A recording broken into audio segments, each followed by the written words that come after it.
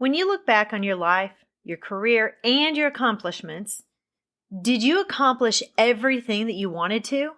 Can you even remember what you wanted to accomplish?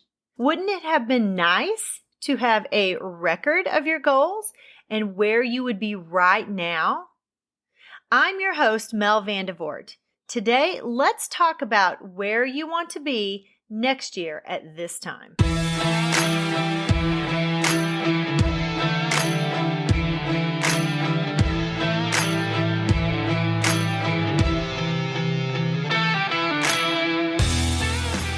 Hi, friend. Are you ready to move into a leadership position?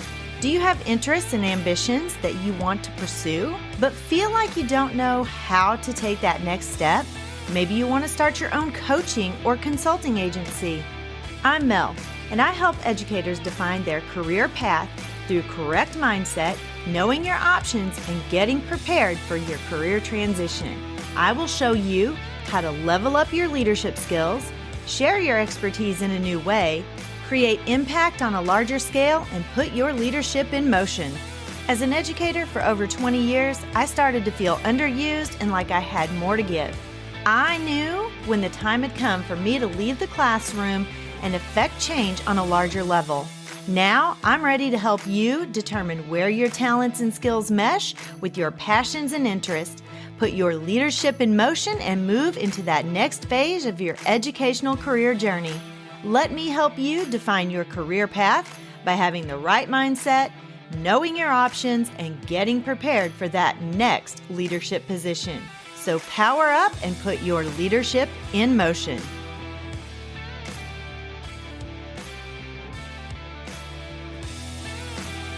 Hey everyone.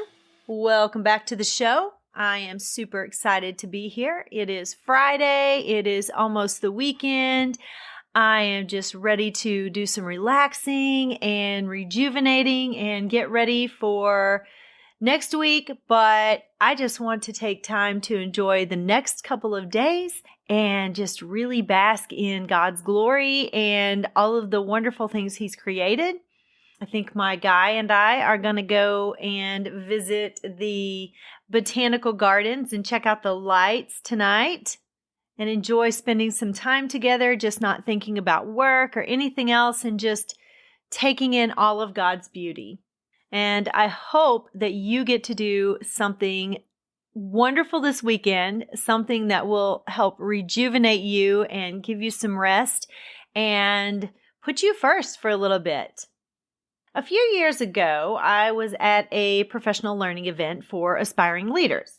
And during the event, this is before I became a principal, during the event, they had us write a letter to our future selves. And it's actually, there's a website and it's called Future Me. And so what you do is you log into the website, you write yourself a letter, and you schedule it to be emailed to you at a certain time. So you can have it delivered in 6 months, 1 year, 3 years, 5 years, and 10 years. Or you can, and it'll be delivered from that specific date in which you type it and submit it. Or you can choose specific dates that you want it delivered on.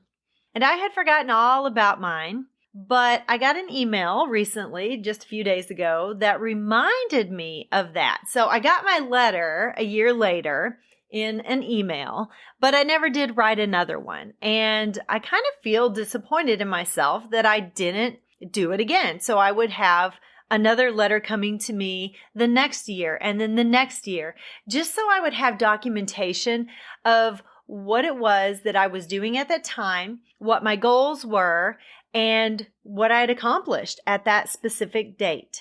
When you're thinking about what you want to write in the letter, there are so many options. You can write your business goals. You can write your family goals, your marriage goals. You can write so many different things. At that moment, when I wrote the very first one, I chose to take a leadership position. And that was all that I wrote, was about being a leader in a year. Right now, my letter would look so much different. I have some goals for my podcasts. I am getting ready to create a course for each podcast, and I hope to take some of my material and turn it into a book. And for each podcast, I've kind of tweaked the direction of where my podcast was going and who my target audience is. And I'm really excited to see in a year's time where I'm at, how much I've accomplished, and where I need to change things up. And when you're writing to yourself, don't be afraid to dream big and write down those goals. You have to have something to reach for. And God wants us to have big, audacious dreams and goals. If we limit our aspirations, then we're limiting God, and I don't think He likes that too well. And as you're writing these goals, be super specific about what your goal is.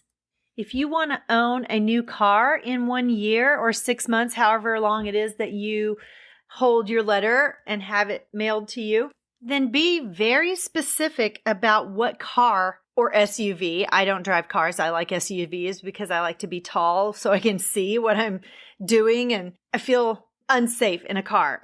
Here in the city, I just feel like I need to be up higher. But if I was to put that down, I would put exactly what kind of SUV that I would like to own.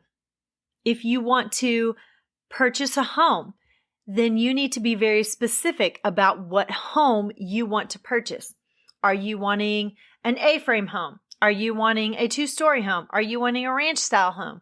Are you wanting a home on 5 acres, 10 acres? Do you want a home in the city? Maybe you just want to purchase an apartment or a condo. Whatever it is, be very specific about the location, all of the things that you need to aspire for. And be super positive as you're writing the letter, because you don't want to open some kind of letter in 6 months or a year and be all excited to open it and find inside of that letter is a bunch of negative sadness. We don't want that. Be positive as well. And after you open the letter, you're going to be able to be very self-reflective. Did you reach your goals? And if you did, wonderful. Celebrate that. If you didn't, what was the reason? What barriers did you have in the way that caused you not to reach those goals? Was it financial? Was it you just didn't work hard enough to get to your goal? I have goals sometimes that I put down and then I get sidetracked and I don't reach those goals necessarily because of my own lack of getting there. And once you see what's in that letter and see the things that you did accomplish, even if it wasn't everything in the letter, because more than likely it's not going to be everything in the letter. I hope so. But if it's not, that's okay. Celebrate and be thankful and show thanksgiving for the things that you did accomplish, and the things that you didn't can become part of your letter for next time.